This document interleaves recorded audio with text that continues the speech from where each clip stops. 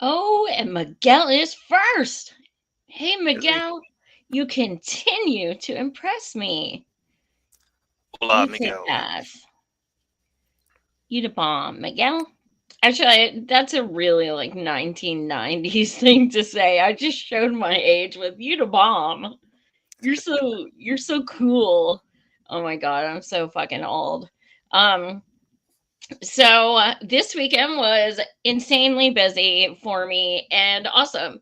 So Saturday afternoon, I did a 5K. My blind ass with my cane and everything. I walked a 5K. That's the Harrisburg Capitol behind me. It was for suicide prevention. I walked in honor of my cousin Jay, who was a combat veteran, my ex boyfriend Jimmy, and myself, who is a survivor, and then also for those who are struggling now.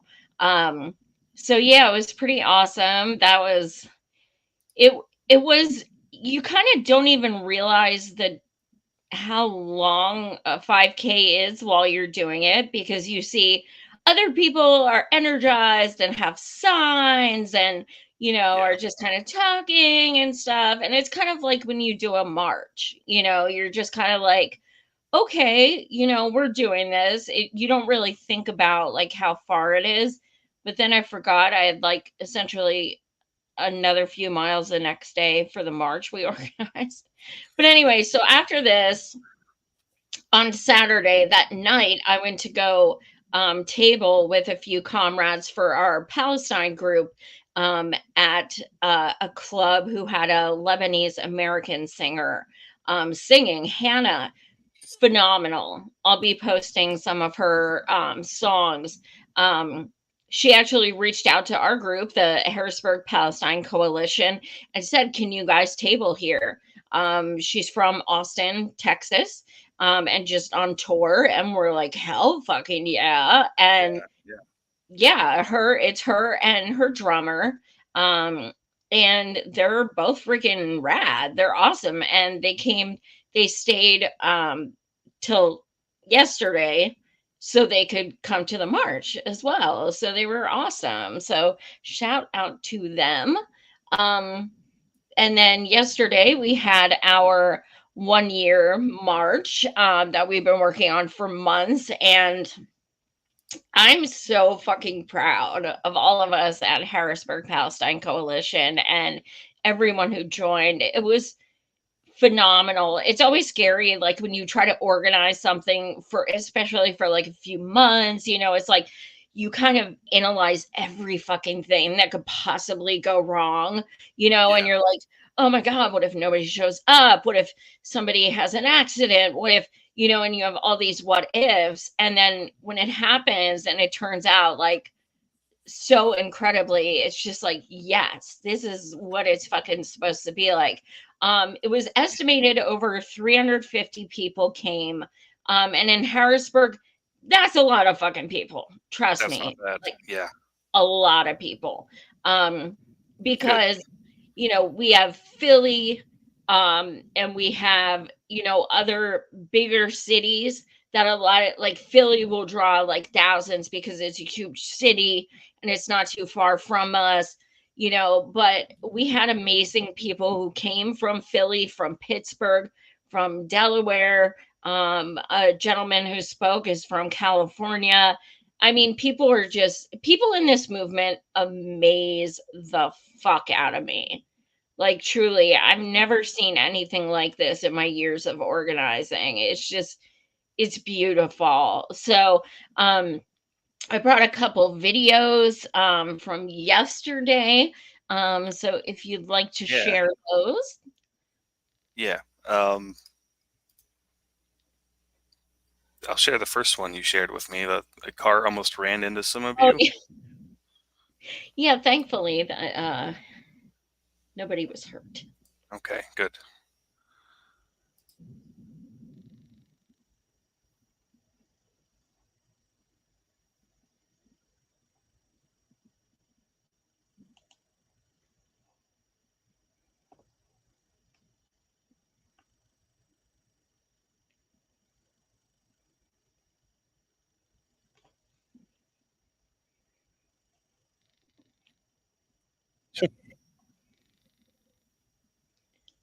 So she legit like stepped on the gas after she kind of tried to stop. I was like, oh my God, like we were all kind of freaking the fuck out. Like Yeah. that's terrifying. Because that was always one of my biggest fears. Like, I wasn't scared about like any kind of altercations. I was scared about something like that. It was two white women. We kind of, I mean, it's conjecture. We don't know, but it didn't seem like they were mad because of what we were fighting for. It seemed like they were like, "Ugh, we have to get to brunch, assholes." Like, more like that. Like, get off the street. Um, But yeah, it's kind of fucking terrifying when that happens. But thankfully, that was the only like so-called incident. Oh no, that's a lie. Um, After when everybody was leaving, I had two things happen. There was a I was outside with a comrade and they went to go find a garbage can to throw something out. So I was out front of the Capitol by myself waiting for my ride. Hmm. And this guy who's white guys who are by themselves scare the fuck out of me. No offense to any of you who are watching, but I'm Hey, sorry. I'm a white guy. All right, I get it. He, I, they look like like they're when they come towards you and they're aggressive. It's like, oh, this is who I fear right here. These guys right here, and because they were the ones that always bullied me in school, that always were awful to me. It was the white normal looking dudes. And don't get me wrong, most of them are awesome, but every now and then I'm like, oh my God, don't come near me. And this dude kind of was like posturing in a way when he was Hmm. walking towards me, and he goes from the river to the sea, and my comrade goes, Palestine will be free. And then they kept walking up the steps and he goes, yeah, free. What the fuck has Palestine ever done for you, you stupid bitch? I was like, Whoa! what the fuck? No way. So I filmed him as he was walking away just because I was like, I don't know if this motherfucker's coming back, if he's going to hit me. I don't know what the fuck's going on. And Yeah. then my friend came back and I was like, yeah, so you know that guy, you said that too? Yeah, he was fucking nuts. So, and then when my comrade was back and we were sitting together right at the Capitol steps, guy pulls up in his Jeep and he says, you guys are literally ruining this city. You're destroying it. And we're like, thanks. Fighting for humanity is destroying the city. Pathetic. I'm sorry that happened. Well, that one was kind of funny. But he was like, dude in a pickup truck and just like, but he wasn't like redneck or anything. Like he was just a dude in a pickup truck and he was by himself again, white dude in his You can't trust 40s. those white dudes I by know, themselves. especially when they're by themselves. That's what So freaks me the fuck out. I mean, like I said, a lot of them are cool, but as a woman who's disabled and has been bullied and stuff like that, like the white dudes by themselves, Can't trust them. I can't trust them, dude. I can't trust them. Just can't. Present company excluded. I'm gonna get so much shit for saying that, but I don't care. Like I'm just being honest. Miguel says, "Stay safe, Joy." Oh, thank you. Yeah, thankfully that guy was just like probably like a keyboard warrior, you know what I mean? Like I'm gonna say something while I'm walking by because I'm awesome. Yeah, Yeah, people are propagandized to various degrees. yeah, for sure. So this other tweet about your march. So you said, today over 350 of us shut down Front Street in Harrisburg, PA, as we marched in solidarity with Palestine and Lebanon. As we marched, we planted 40,000 flags with the names of a fifth of the estimated accurate total of over 200,000 innocents slaughtered by Israel with our country's money and our country's weapons. Not another nickel, not another dime. No more money for Israel's crimes. Free Palestine. Stop the genocide now. Silence is complicity. Can you enlarge the video at all? Yeah, well, maybe. Yes. There's no. Now that's only some of the flags. But Front Street is the main street in Harrisburg. Like if you go downtown, if you go across the river to any other town, like you go on Front Street. And we shut that shit down. It's like over a mile long. And we Cool. shut that shit down. But here's the craziest thing. And I never thought I'd say this ever because I've been organizing rallies and protests and marches and shit even by myself for over 8 years, not just with groups. I've never fucking seen this, but the cops fucking ignored us all day. I could not fucking believe it. Wow. Like the fact we know we didn't get a permit. We don't get I've never gotten a permit in my life unless I organize in DC and I'm required to. But it's Yeah. like what whose streets are streets? Fuck permits. So we didn't have a permit or anything. So I'm like, oh dude, the cops are gonna be all over our asses. They at one point like they were kind of like slowly like driving behind us as we were marching or something, but nobody said anything. Like nobody, they didn't come up try to talk to us. Like they're always, I mean, there could be 10 of us standing around and they will come up to us. That's why I was like, I was fucking shocked, not even surprised, shocked. It was Yeah. nuts. I think because there were so many of us. What the fuck are you gonna do? Arrest like 350 of us? And I had a plan. I still, this shit didn't even come off totally in the shower because it's like some kind of, it's not even a Sharpie. It's some kind of per, like permanent tattoo ink or something. I don't know what the fuck it is. But, yeah, like I was fully ready to get arrested. I was like, this is the number to call. And then, I had someone ready to take my bag and everything like that. I was fucking ready. And, no cops ever came up. So I was like, I was happy I didn't get arrested, but then I was kind of pissed I didn't get arrested. You know what I mean? Because I was like, Yeah.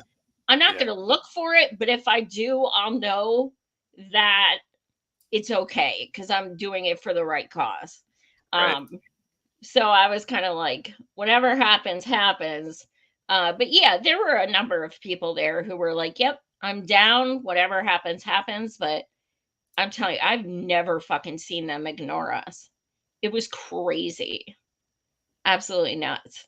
But I don't feel bad for them, but I kind of feel bad for them for the people who are going to have to go around and pick up 40,000 fucking flags. Have fun. Oops, it's too much work. Leave them there. Yeah. Just Just leave them. leave them. I love how they were up against the river though, because it's so fucking symbolic. From the river to the sea. It was I like it. perfect. Yeah.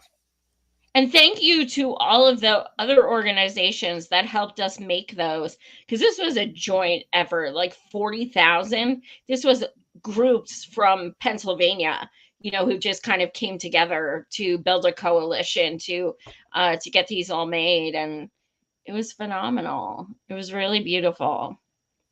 I love it. Yeah, it was awesome. So I also have a video. Someone made a compilation of. I am not sure who made it, unfortunately, and I feel awful. But it is beautifully done. It is from yesterday in Harrisburg, so you guys can get like a little bit of a glimpse of what it was like. This is the Facebook video. Yes. Okay, hopefully this plays. Let's see. Here, why are we sending $38 million a day to Israel? It's not making America safe. It's not making Palestine safe. It's not making any part of the world, any human being safe. And that needs to stop. And we are asking for ceasefire. And we have been asking for this ceasefire for a year. And we are here today to pay tribute to all of our martyrs from 76 years ago till today. Every single martyr is represented today in our voices, in our drive and love for humanity. So today we pay tribute to our martyrs, and we say not another martyr, not another dime, because this is being funded by our state. And I'm not even talking about our country, the USA, on a federal level, but on a state level. Here in Pennsylvania, $136 million of Pennsylvania state taxes have been funding this genocide. 70% of the weapons and warfare used on our siblings in Gaza and Lebanon and Yemen are either manufactured or funded by the United States. Jewish people are required by their religion to live as peaceful, loyal citizens in whichever country we reside. This is how Jewish people conducted themselves for thousands of years.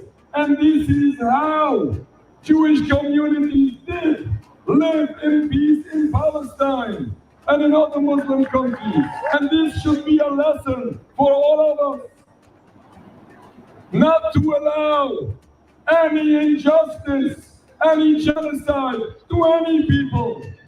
Let's be clear, this should not have happened, and one of the reasons why it happened is because our decision makers right here, our legislators right here, decided to send bombs destined for schools and homes and children in Palestine when they could have sent food destined for children right here in Pennsylvania. When they could have sent funding destined to schools right here in Pennsylvania. You cannot follow Christ and bomb your neighbor. Now there's a new movement. There's a new movement. There's CARE Action. There's JVP Action. There's the Working Families Party. There's Justice Democrats. And all these progressive allies working hand in hand to ensure that we punish pro-genocide candidates and elected officials like this governor right here. Now, that gentleman at the end, powerful, right? I have goosebumps. The gentleman at the end, I regret I do not know his name because I was videoing and I wasn't writing stuff down. However, oh, do they have it in there? I'm looking, but no. Oh, okay. I'm uploading full speeches tonight, so I'll have everything when I upload those. But he is actually suing the Biden and Trump administrations for essentially perpetuating this. So it'll be interesting to see. I'm going to see if I can get him on the show to kind of go deeper into this. Yeah. But it's very interesting. It almost makes me wonder if we could do a class action or something. You know what I mean? And you know what really fucking pisses me off? What? The fact that, and do you know who Smirkanish is, right? No. Okay, so he's the reason that 135 million of PAs taxes, like state taxes, are being spent on this genocide. I know federal is a different story. We know MMT and such, but state taxes, 135 million, okay, in PA. Well, he's the overarcher of why that happens. And I'm seriously like, what's really driving me mad is that one of the so-called founding principles of our country is no taxation without representation. Hell And yes. I want to fucking know why come April, we all just say, fuck you, and don't pay anything. And the reason that's not going to happen is because only some people are going to be brave enough to do it, and they will be penalized. It would literally need to be like an all or nothing. You know what I mean? It couldn't just be like 1,000 people across the country. It would have to be a lot of people. And people are, if you get a refund, fucking file, or you're even file, whatever. But like, if you owe taxes, well, you should fucking abstain. Like, I am. Are you? I'm done. Like, I didn't have any income. Listening to us. Yeah, it's not going to work because they don't need us to pay taxes to print money. They can just print the money. Exactly. But we could try. I mean, they don't need our money. It's a decimal point in the computer. And the fact that we know this, they know this, but the fact that they are not even listening to us, like, even if it was our taxes, they're still not listening to us. They're still saying millions of us in the streets for a fucking year. You're still not going to listen to us. I have never seen something so blatant that we are not represented. I mean, we've all seen this for years. We all knew it. But this is the most blatant example of an entire movement of millions of people around the globe who, rightfully so, fucking hate the US right now. And you are literally okay with making enemies with all these fucking countries. It's insanity. Yes. I have this 1 year of genocide. It's a video. Do you want me to read this stuff before it? Oh, no, that I didn't even read it, to be fair. I just found it a few minutes ago. It's pretty long. Okay, here we go. 1 whole year of genocide. Real beheaded babies with no front pages. Israelis raping Palestinians in cages. US paid the wages. UK supplied intelligence, elephant in room evidence, levels of malevolence, catastrophe developments, starvation skeletons, pestilences prevalence, trauma inheritance, rampaging regiments, degenerates wreck tenements, weapon test experiments, leave population to elements, concentration collate, in a camp where death awaits, a bomb descends and detonates, disembowels evaporates, torsos torn shreds, bodies no heads, girls with no legs on their deathbeds, heads without skulls, hollowed out holes where there were souls, dreams, goals, a father's last cuddle in a blood-soaked puddle, a ghostly grey child hangs plucked from the rubble, planes bombing, shrapnel, embedded children, babies burned to ash.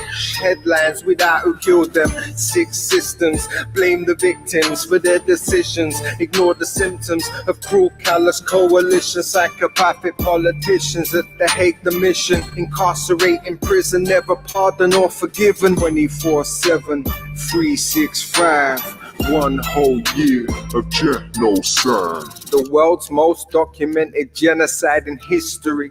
The most moral army in the world's military. Kills children, causes misery. Bombs buildings, deforms physically. Media lied deliberately. Propaganda trickery. Death upon delivery of weapons supplied artillery. From right to left to liberally.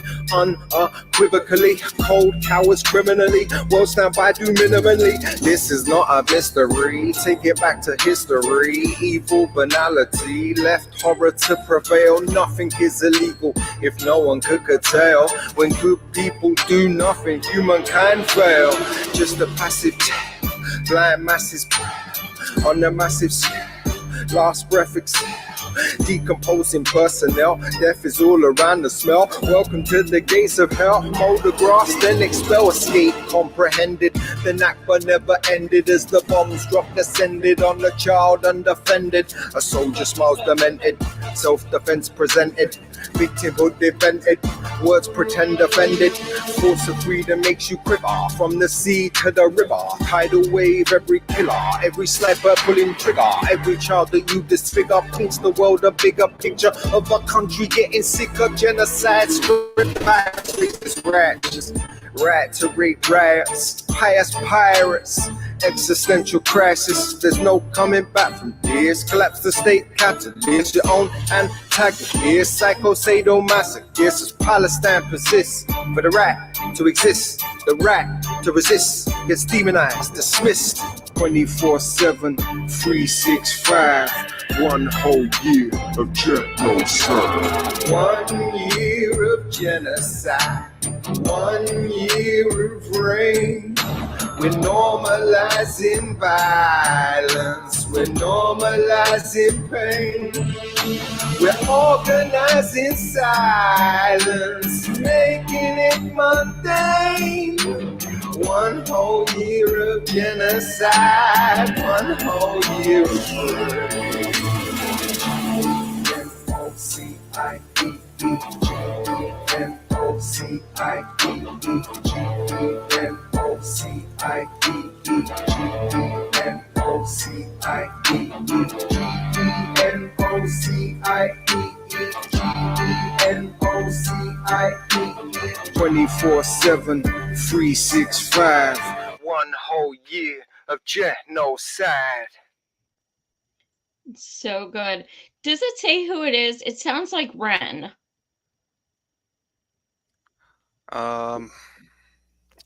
Bobby. No clue who that is, but I like it. Bobby with 4 B's and 2 Y's. Oh, okay. I'll have to check him out. Yeah. Sounded like Ren, but I really like it.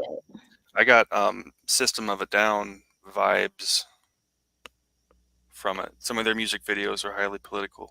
Oh, yeah. Serge, where are you at, dude? You are fucking slacking, for real. Like, Serge, I know you're watching. Where you at? Come on now. You're slacking. I mean, he's been posting about Palestine for fucking 20 years on Twitter, and now he's just like, every now and then, it's just like, Serge, you need to step the fuck up. Seriously. We need new music. Yeah, that too. For this. But also, speak up. But the way he did it before was with music. We need more of that. Fuck yeah. Do you know who Rise Against is? No. So they're like this punky band. They tour with Bad Religion a lot and stuff. Well, Rise Against, I've seen them in concert a number of times. They've always been one of my most favorite bands for years. And every single one of their songs is about war, capitalism, climate, literally, like, their songs on all of their albums are us. You know what I mean? Cool. They have never said a single fucking word about Palestine. What the fuck? I cut up my shirts. I ripped up my patches. I Oh, smashed my CDs. okay. Fuck them. Fuck them. Seriously. Seriously. Fuck them. Because it's not just like they're a band, like whatever. No, they fucking make their living on writing and performing this music that you could literally play to any fucking horrifying Palestine video or picture that has come out. You could literally pick any of their songs and put it with that picture. And they're fucking radio silent since day one. Like, fuck you, dudes. Unacceptable. Yep, not going to work. Like, I hate myself for even ever thinking that they were anything other than fucking frauds. Because nobody has pissed me off more than them. We see a lot of people being silent or being like both sidesy or whatever, but they have been 100% silent, and they are supposed to be standing for everything that against everything that they are being. So fuck Rise Against. I know you're watching, so fuck you. I know they subscribe to my channel, so obviously. Fuck you, Rise Against. Yes. Yep.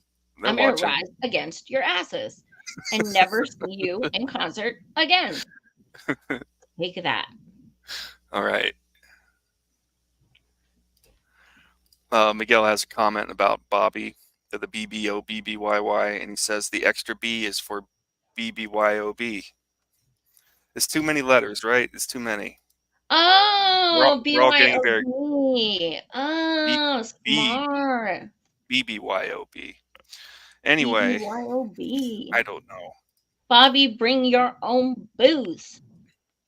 This man doesn't like drag queens or something, and then he says something else. Let's see.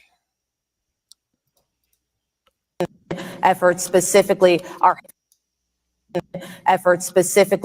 hampering military recruiting. You have 15 seconds. Again, when you're using a drag queen to recruit for the Navy, that's not the people we want. What we need is alpha males and alpha females who are going to rip out their own guts, eat them, and ask for seconds. Those are young men and women that are going to win wars. Could you please explain how you believe diversity? They're going to rip out their own guts, eat them. Nobody cares. Nobody cares that much about their country anymore, I don't think. That was fucking amazing. Like, he doesn't even know how fucking metal that was. Like, you're talking about people, like, dressing a certain way, and you're talking about, like, preferring someone that eats their own guts. Alpha males and alpha females who are going to rip out their own guts, eat them, and ask for seconds. Yeah. Good luck, man. Please, if anyone in a heavy metal band is watching, please make that clip in one of your songs. Please. That's all I ask. Because it would be amazing. What else do we have? This person on TikTok destroys Kamala Harris's response to the hurricane. Please help us. We are dying. We are without food, water, or shelter, or any electricity. We need your aid. Understood. We're going to send $8 billion worth of aid. Oh, thank you. To Ukraine. Let's do that right away, ASAP. Come on. What? No, a hurricane has completely ravaged the people that you represent. Give us that money. Oh, don't worry. We're going to give you money. Every single one of you is getting $750 each. You sent $8 billion to Ukraine. You're going to give us $750? You know what? Okay, we'll take it. How do we get it? Easy. You just go online and apply, and if you pass the application, we'll wire the money right over. Okay, let me get this straight. You want us, people that are trapped in a town with no water, food, resources to spend $50 on, to go online when we have no electricity, so we don't have any Wi-Fi, to get the $750? I'm black, just like one of you. What does that have to do? President Biden, please do something.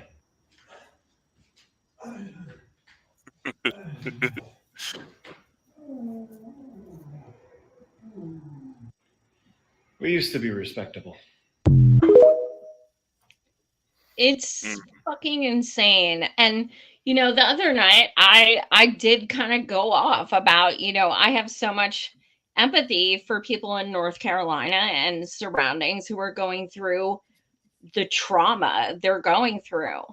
On that note, I made a show the other night that, as someone who is close to the East Palestine community, who has watched them go through this shit for 20 months, who have been through hell and high water, no pun intended, who are still like breathing. It's like what these people are going through, but also with like hundreds of toxins in the air that are making you sick, and nobody even talks about them.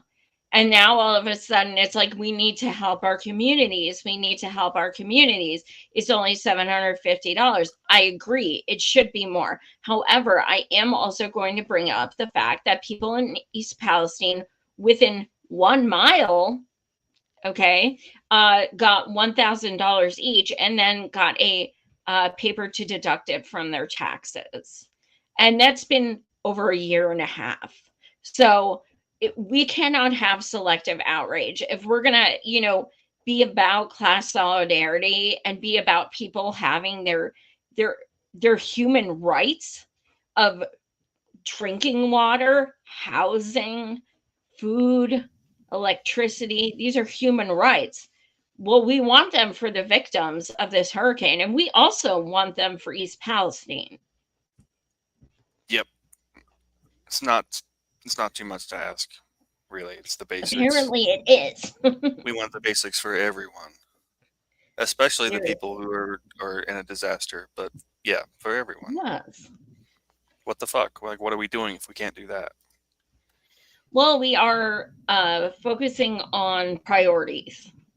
So, oh my God, like the one lady, there was this one lady who said, she was part of the talking heads that interview Biden, and she's like, President Biden, what else can be done for the people in North Carolina? And he goes, nothing.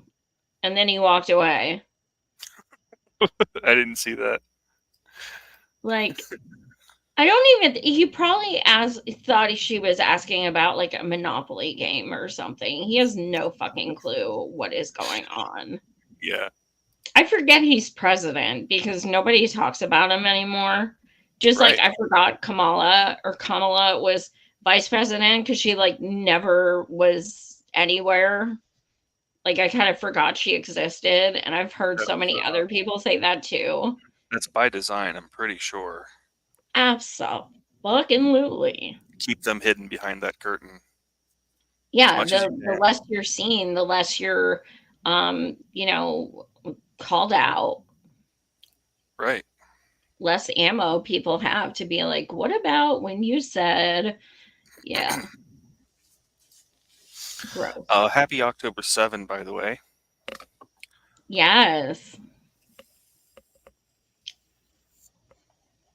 Today marks 1 year since the October 7th attacks, which we all know was the very beginning of the Israel-Palestine conflict. Before October 7th, everyone in the Holy Land lived in peace. There were no hostages before October 7th. The 6,000 Palestinians held illegally in Israeli prisons wanted to be there. Yeah. Before October 7th, Palestinians never tried nonviolent resistance, like the Great March of Return of 2018, when over 30,000 Palestinians simply walked around on their own land. But they were doing it with a lot of attitude. So naturally, Israeli snipers had to shoot and kill over 200 people. Now, should those 200 people or the thousands of other Palestinians killed over the years be used as a justification for the people killed on October 7th? Absolutely not. But should the people who lost their lives on October 7th be used as a justification to kill tens of thousands in Gaza? Yeah, I mean, that logic checks out. Because before October 7th, no one was ever selective about their humanity, right? We all knew how to call every loss of life a tragedy. We knew how to call a war crime a war crime. Before October 7th, Israel just wanted peace, a really big piece of the West Bank. Look, it's right to mourn and sit Shiva. But please do it for all the innocent lives that have been taken from us on all the days of the year. This is your invitation to be human, to have empathy even for the suffering of the people that you disagree with, whether they're Christian, Muslim, Jewish, or even gluten intolerant. I felt targeted. That's Sammy Obeid. If you don't follow him, you're crazy. Follow him. He's a Palestinian comedian who is just, his sarcasm and everything is just amazing. And he has a habit of, when he does stand-up shows, he asks people in the audience, what didn't I talk about you guys want to talk about? And I swear to you guys, there's always at least one person in the audience who is there in bad faith. And they'll just say something and he is fucking on it. Like, he is on it. He is so quick to just make jokes, like, with whatever they say. He's brilliant. So definitely subscribe to him. But I figure, I find that, sarcasm and humor of that kind is just so much easier to get to people than just telling them you are a hypocrite. Going about it like they just did is just, it's just better. It's more better. It effective. actually works. It gets your point across without the other person putting up their defenses right away. Right. We have Israel exposed by CIA officer. Really? Not only that Israel is no ally, but also that it is actually not a friend, because it does actual damage to the United States through using its considerable access to Congress and the media to promote policies that are good neither for the United States nor for Israel. If the United States goes to war with Iran in the near future, it will not be because Tehran actually threatens America. It will be because Israel and its powerful lobby in the U.S. have succeeded in creating an essentially false casus belli to mandate such action. Yep. Prime Minister Benjamin Netanyahu, who once commented that 9/11 was good for Israel, has repeatedly sought to commit our government to draw red lines that would narrow options for the White House and de facto require it to take action with the military against Iran. Congress is meanwhile advancing legislation that would commit the United States to intervene militarily in support of a unilateral Israeli attack, meaning that Israel could easily be empowered to make the decision on whether or not the U.S. goes to war. Israel interferes in American elections. Yep. It has corrupted our Congress. Its head of government publicly rebukes our own head of state. And its intelligence officers actually provide alarmist and inaccurate private briefings for American senators on Capitol Hill. I also would not doubt that Israel, accustomed to behaving with impunity towards its alleged friend and patron in Washington, might manufacture a pretext to draw the U.S. into a new conflict. Something reminiscent of the Lavon affair in Alexandria, Egypt in 1954, or the false flag attack on the USS Liberty in 1967. In short, Israel has no reluctance to use its enormous political and media clout in the U.S. to pressure successive administrations to conform to its own foreign and security policy views. Grant Smith has described how Friends of Israel stole enriched uranium from a Pennsylvania refinery to create a nuclear arsenal. More recently, we have learned how Arnon Milchan, a Hollywood producer born in Israel, arranged for the illegal purchase of 800 nuclear triggers.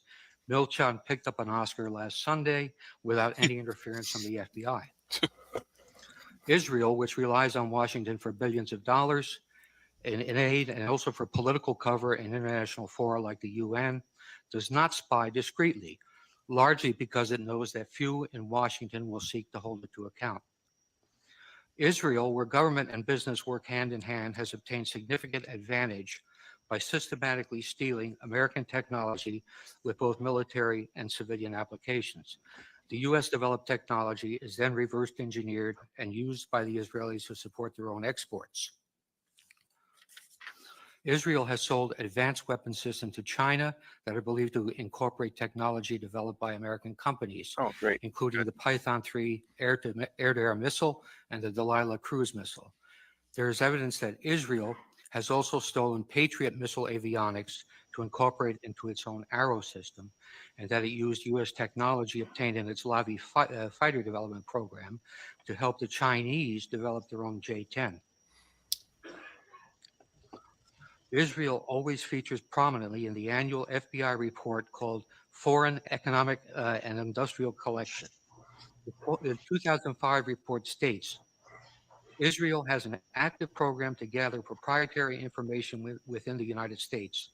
These collection activities are primarily directed at obtaining information on military systems and advanced computing applications that can be used in Israel's sizable armaments industry.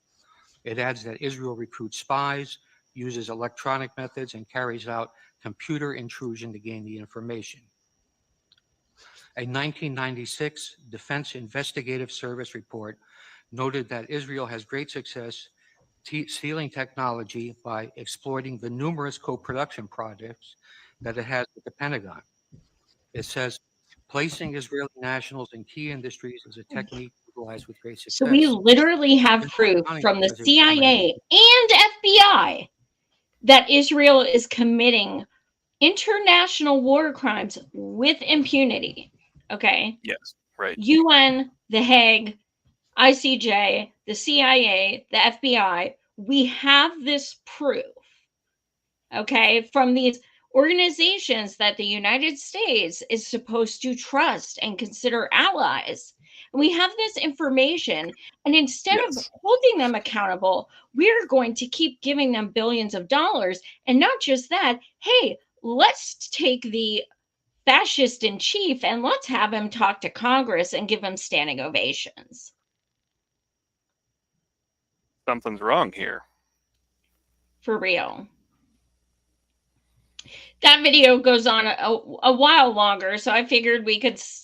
Do you actually want to put it in the comments in case someone wants to use it? Because, I mean, the fact that I'm agreeing with someone from the CIA makes me feel dirty all over, but I mean, he's right. It's crazy. And we need people who are, going to whistleblow on this shit. I want to know the name of this guy. I think it said it at the very beginning. Not only that Israel is no ally, but also. Oh, no, I think it's in the description. I see. It's Philip Giraldi.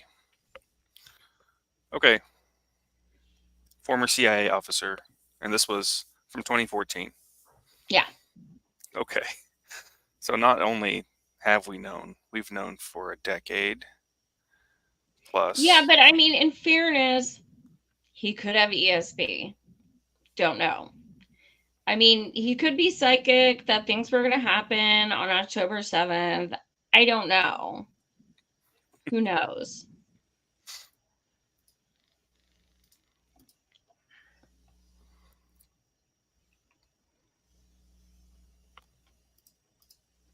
Hey everyone, so have you seen the recent Jerusalem Post article that justifies religiously why Israel should conquer Lebanon?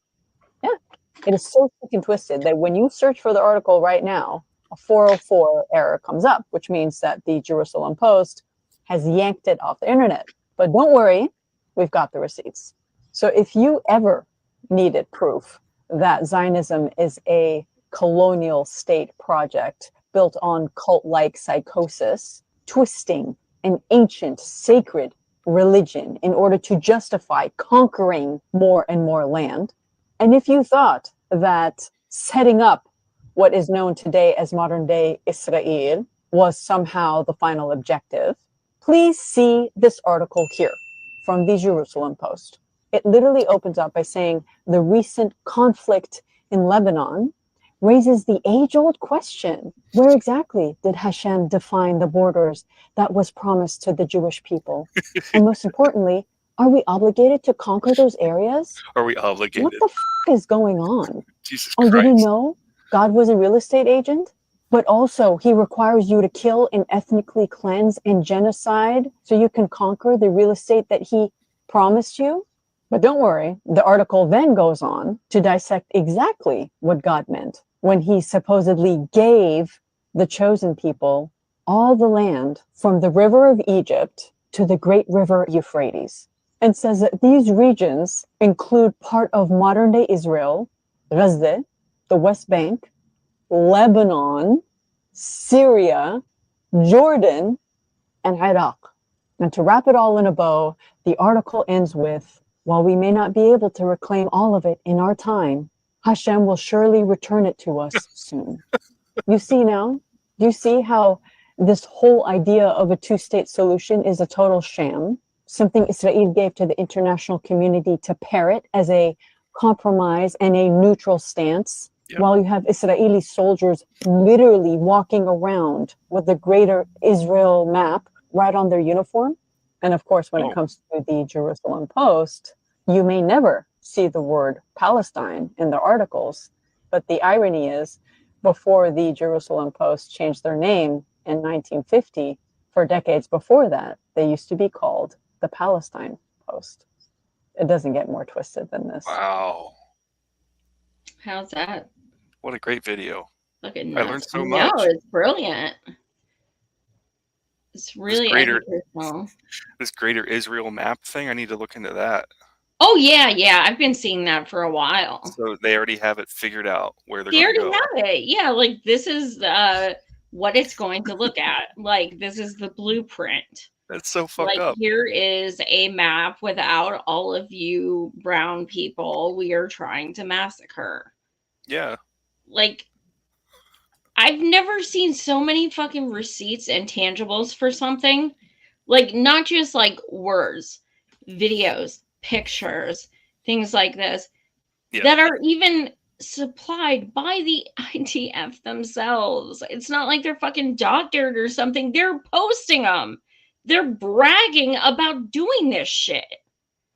Like, you know, I can't say a lot of it because it'll get my show taken down, but some of the stuff these people brag about, it's just like, oh my fucking God, like they're not even trying to hide it. They know they have impunity. So they're like, hey, look, I just pissed on some dead people in Palestine who I just fucking murdered. Look at this.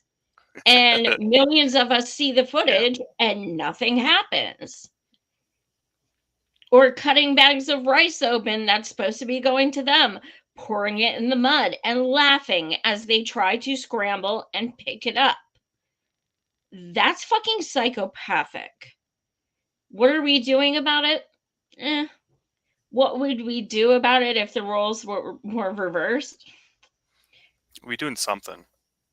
Yeah. Palestine wouldn't exist anymore. Yeah. Bananas. But yeah, shout out to that woman for that video because it was fucking brilliant.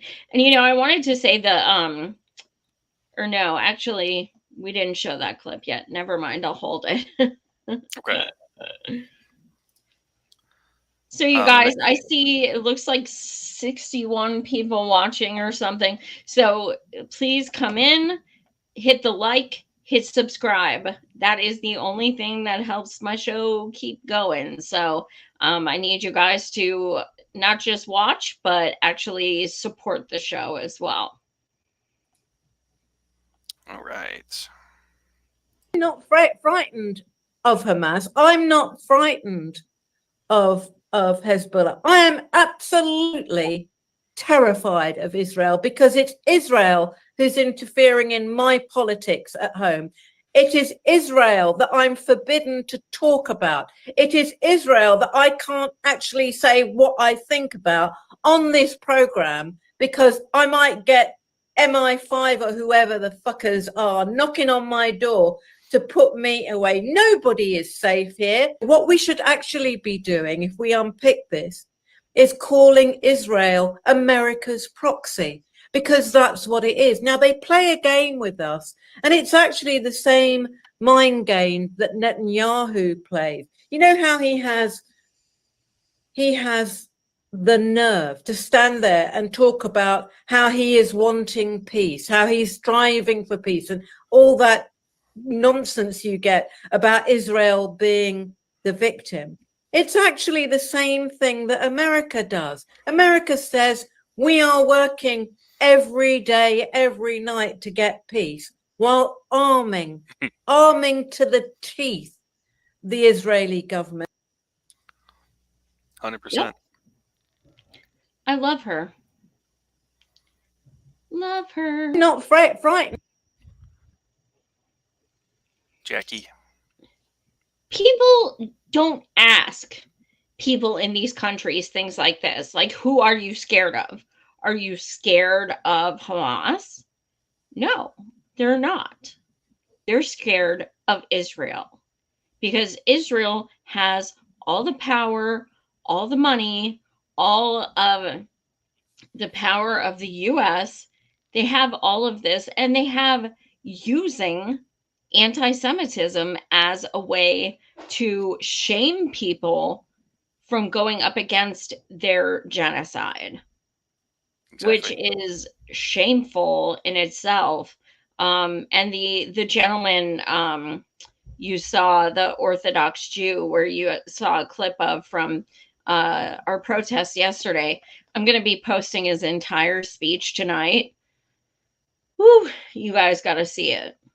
Why aren't we listening to these Jewish people, these hundreds of thousands of Jewish people, even Holocaust survivors, descendants of Holocaust survivors, who are saying, not in my name, how dare you use my religion to commit these atrocities and then shame people using my religion?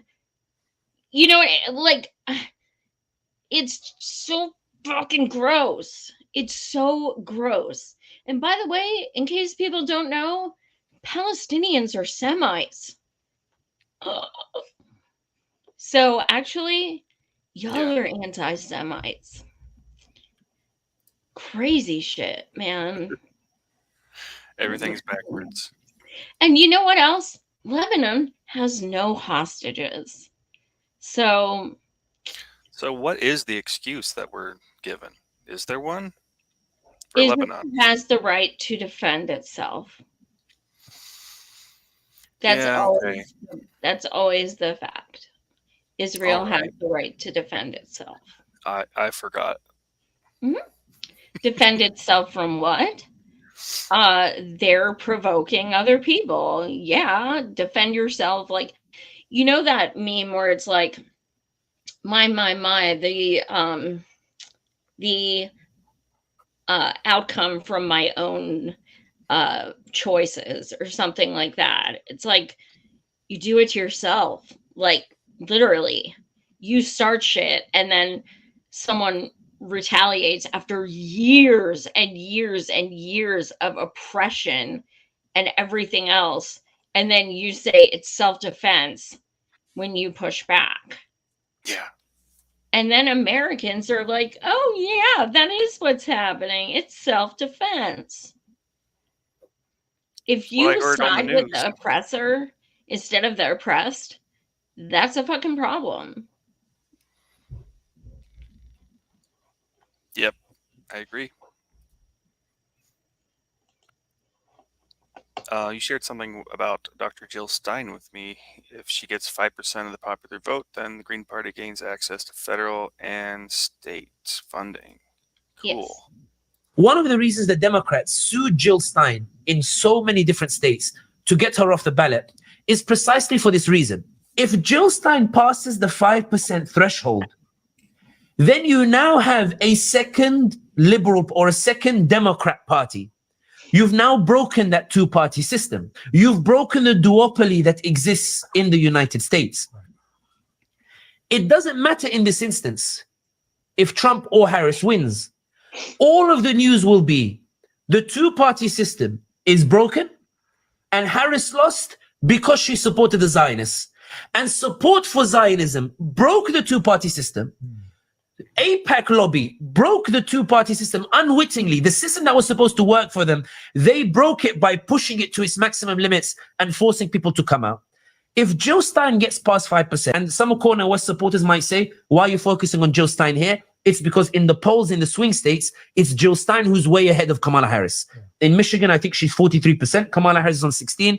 In Wisconsin, I think Jill Stein is like 54 or something like that. And Harris, it's because Jill Stein is way ahead in that regard. Yeah. But in any case, if Jill Stein gets to 5%, if they register a popular vote for Jill Stein, and those popular votes across the whole nation are counted, and she gets past 5%, she becomes a recognized party that entitles her to federal funding that allows her to seriously compete with the Democrats of the party. But there's one final point, I promise on this. Yeah. It's not just the federal funding that suddenly gets access. At state law, if a party gets between 2 and 5%, it varies between 2 and 5% individual states. They're also able to access state funding. And this is the point. The reason why the Democrats sued Jill Stein in New Hampshire, sued Jill Stein in all these different places, is not because they thought Jill Stein will win. They are worried a third party will emerge. And the world will say that all of this was done simply because a party supported Zionism. You break the AIPAC lobby by ensuring that Harris doesn't win. I mean, I think that is like the best. Like, if you're saying I'm going to stay home because Kamala is, a genocider and Trump will likely continue the genocide, no, go vote for Jill because he is so fucking right. And it's not a lot of us supporting Jill. It's not like we think she's winning. Like, even Jill has said herself, we need 5%. Let's just think about this for a moment. What 5% would mean? Yes, it would not be a White House win. However, what it would mean is that now it is no longer a two-party system. Now it is a three-party system. And one of those is anti-war, Medicare for all, Green New Deal, no money in politics. This one party is a party truly for the people. Starting from scratch, they're going to have more elected officials across the United States. This is how people say, well, it's a two-party system. They both suck. Yes, correct. But what are you doing about it? If we get 5%, this is the fucking time. This is it. It will never be more apparent that Jill got 5% because they are not listening to us. This is our last ditch effort. If it doesn't happen this time, it's not going to fucking happen. It's not going to happen. And you're probably sick of hearing me talk about election. Oh, I know what you're going to say, because trust me, look, I know what you're going to say. Yes. Yeah. Then maybe I won't say it. I'll save it for some other week. No, they're gonna cheat her. They did last time. I mean, we saw Bernie in 2016, 2020. They always cheat the most left or whatever you want to say. But how can we fight that then? How can we fight it by voting? We can't fight that kind of thing by voting. No, but what we can do is then use that will embolden people. Like, okay, hold on. Like, I know people who sent me screenshots of how they voted for Green Party in their precincts. And then when they look up the stats, their precincts show no votes for Green Party. Yeah. Like, things like that. Well, it will at the very least show receipts of further corruption and embolden people that much more that it is up to us, the people. It is. So 100%. I say sure as fuck still vote for her. I think sitting at home is a big mistake. I really do. I think if you're not going to vote, you should, and you should just give your vote to Jill regardless, simply because it is anti-genocide and it is pushing up against what is going on. I always think of Eugene Debs and that quote where he says, I'd rather vote for what I want and not get it than vote for what I don't want and get it. I always think of that. We are the only people who have to answer to our vote. People might try to vote shame you and they can fuck off. We only owe it to ourselves. You know, how I vote is not gonna fucking affect Timmy in fucking Tennessee. I don't give a fuck about him. I don't even know him. So am I going to be able to live with myself if I vote for anyone besides Jill? No, I am not. And also, one of the things I was thinking about today that made me so fucking sad is like in 2016, I saw so many people from my Bernie campaign office give in at the last minute to this, Trump will win, you better vote for her. They gave in at the last minute and they voted for her and she fucking lost anyway. So think about that. It's not just like, think about like the thought of me voting for Kamala and then her losing anyway would literally fucking destroy me. Literally. So, like, one vote is not going to fucking change the election. So I'm going to keep saying this till I'm fucking blue in the face. And no, I don't mean that as a pun. If you want Kamala to win, it is on you to push her to do a fucking arms embargo. It is on you. We have been no short of begging for a fucking year. It is not our time. Like, no, we're fucking done. We've demanded this shit for a fucking year around the entire globe. And she hasn't done shit. So if you want her to win so bad, it's incumbent on you to tell her, look, your ass is going to lose if you keep doing this genocide shit. If you want to win, you will do a arms embargo and take a fucking stand. Many people still wouldn't vote for her, but that's on her. That is on her. Yesterday I was told, someone said the march we did was going to hurt Kamala. No, it's not. Kamala is hurting Kamala. Let's get that straight. Because we have been trying for a year to get this shit done. And nothing has changed. She knew that if she didn't take a stand on Palestine, there was a really good chance she could lose. And she doubled down and continued to fight for Israel even more. So to people who are going to vote shame or anything like that, I can hit me up. I will get you the link to phone bank, to door knock, because I don't take this vote shaming bullshit. If you're going to go at people and say, don't vote this way, get the fuck on the phones, get the fuck knocking on doors, or shut the fuck up. Period. You're not just going to shame people into, like, bully people into fucking online, just going and being like, you better vote for, you need to vote for. No. You guys literally say all the fucking time, democracy is on the line. You don't fucking support democracy because you fucking vote shame people when they have any different opinion.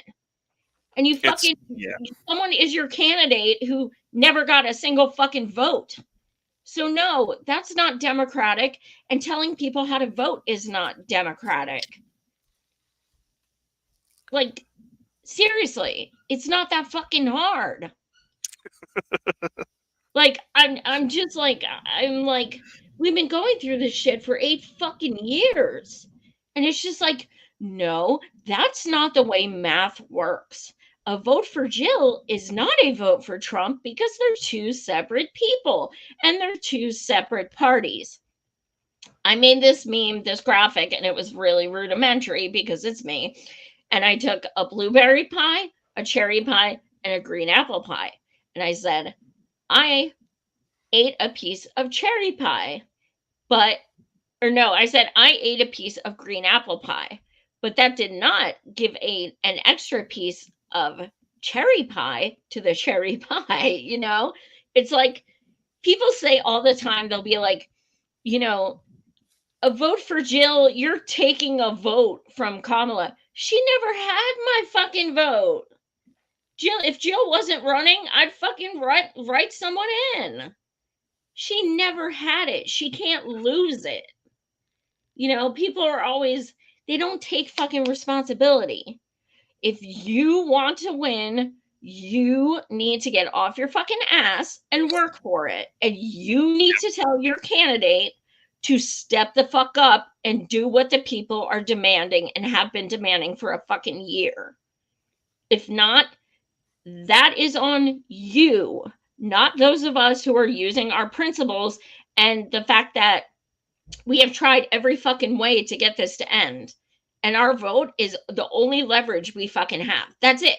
That's all we have. It's sad because that the lever isn't connected to anything as far as I'm concerned. Kamala will do nothing, and she will still get 48% of the vote or 51% of the vote. And I'm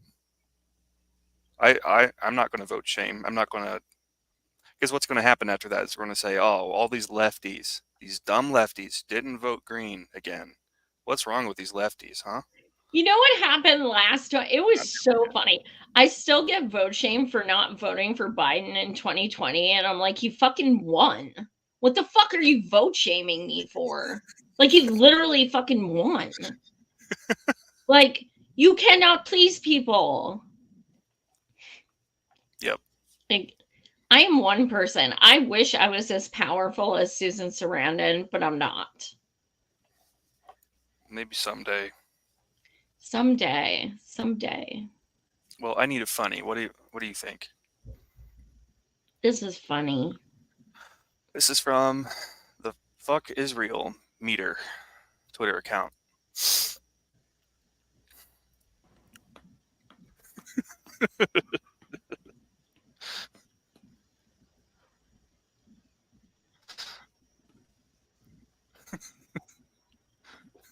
I could watch that shit all fucking day.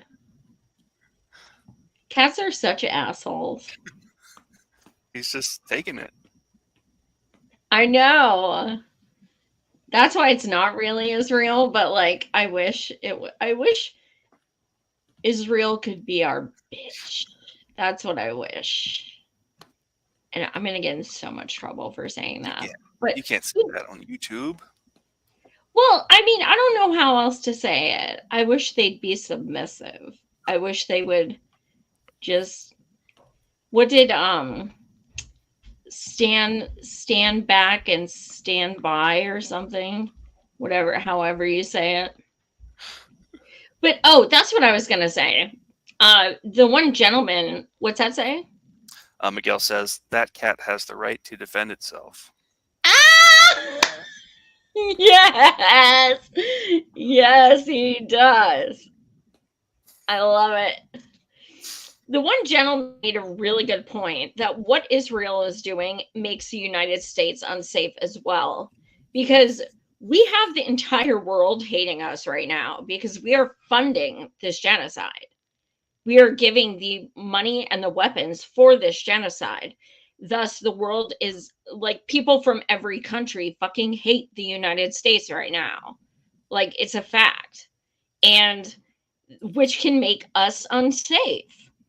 So that is also a reason, like, even if you want to look at it as on a selfish point, that is also something, to consider. That, Americans, we've always been like this untouchable entity. Well, that's only going to last so long. That lasts as long as our government cares about our lives, and it's clear that they don't anymore. They don't. So yeah, we're open. We're going to get bombed soon, and whether or not it's actually coming from a foreign entity will remain to be seen. We'll probably never know. We'll be dead. Right. But this idea of America has this target painted on its back for good reason is true, and it's not getting any better these days. It's getting worse. Target's getting bigger. Yeah, absolutely. Our country will go down in history as just, this is our second genocide.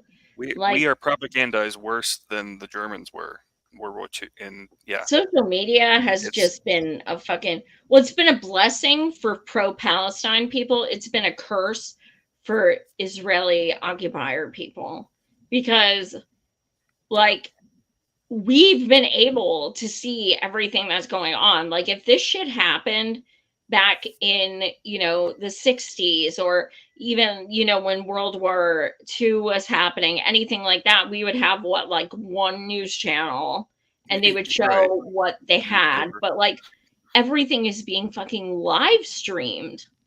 Like we have thousands upon thousands of tangibles, of videos and photos, and you know, just we have it all, and it still hasn't stopped. So my one of my fears has always been that after today, everything starts to slow down. We watched what happened to Black Lives Matter when Biden got elected. It just stopped because the Dem became president. I hope that doesn't happen, because Dems already are in the White House and they're the ones doing this. But I do fear if Kamala wins that people are just going to kind of abandon the movement. I really, really hope that doesn't happen. But yeah, I know, like a lot of us who have been in the streets since day one, we do feel activist fatigue. So I just want to remind people, it's okay to take some time off. It's okay to do some self-care. You do not have to be out there every single weekend. Go out anytime you can. But also, you don't always have to be like marching and protesting. There are other things like the Harrisburg Palestine coalition. We do things like, you know, other things like we're doing something to like paint pumpkins with, you know, Palestine flags, or like we're doing like an art auction where people are painting and then we're donating mutual aid. Like there's so many other things you could do for Palestine that aren't as rigorous as, you know, getting in the streets and stuff like that. There are a lot of other things we can do. So keep in mind that is activism as well. Totally. Get creative, people. Get creative. We can do this. Any other comments you want to share? Miguel says, Buck Fiden and Cuck Famala. I always say Cuck Schumer. So, yeah, Cuck Famala. Kafamala. And we have Carol in the chat. Hi. Hi, Carol. Thank you guys so much for tuning in. I have Monday is Indigenous Peoples Day, and man, do I have a banger. I will be making the promo and putting it out on Twitter tomorrow. Wow. Like basically, wow. I'm just going to say it is someone that is like a dream guest on Indigenous Peoples Day. So I'm excited to announce that. Cool. Tomorrow I am doing my podcast with Josh, the Capitalist Death Parade. So that is on at 9. Tune in for that. And then I'm sure I'll be going live another day this week. But pretty please smash like, smash subscribe, share. Also, I have a buy me a coffee. What that is, it's like, or I Venmo, PayPal, all that shit. But what it is every coffee you would buy me is $5. And I usually use it for like streaming fees and crap like that. But I am trying to get some money to visit my dear friend Temujin Kensu in Michigan, who is serving his 38th year in prison, even though he has been proven innocent. If you want to learn more about his story, I've interviewed him from prison many times. And he keeps asking me to go up, and finally I'm like, this is wrongful conviction month and I want to go. So, because I've been telling him I'd come see him for over 4 years, and he's not doing too well health wise, and so I'm like, you know what, I'm gonna come. So it's not cheap to travel there. But yeah, anything you guys can chip in would be awesome. I know I don't want to tell him I can't come. Like, that will literally fucking kill me. So yeah, anything you can do to chip in will greatly help me. I'm in Pennsylvania, so I've been researching a lot with his wife and everything, how to get there, and it literally is going to be like a plane there, then a bus, then a train, then a cab, just to get there, and then do it all on the way back. Like, it's literally like I have to take one of everything except a fucking like flying saucer or something to get there. It's gonna be insane. But I'm gonna fucking do it sometime. And oh, by the way, I am interviewing him in person when I go there. So I can't wait to meet him. I'm just gonna hug him for like a fucking hour. Like, he's just such a beautiful man, and 38 years, and I don't see anything changing, unfortunately. So yeah. So I'm hoping to get to him, and anyone who can chip in a few bucks, I definitely appreciate it. But thank you so much, everyone. Much love. Remember, smash the like and the subscribe. Thanks so much. See you tomorrow night, 9 p.m. Eastern. Thank you for watching. Thank you. Goodbye.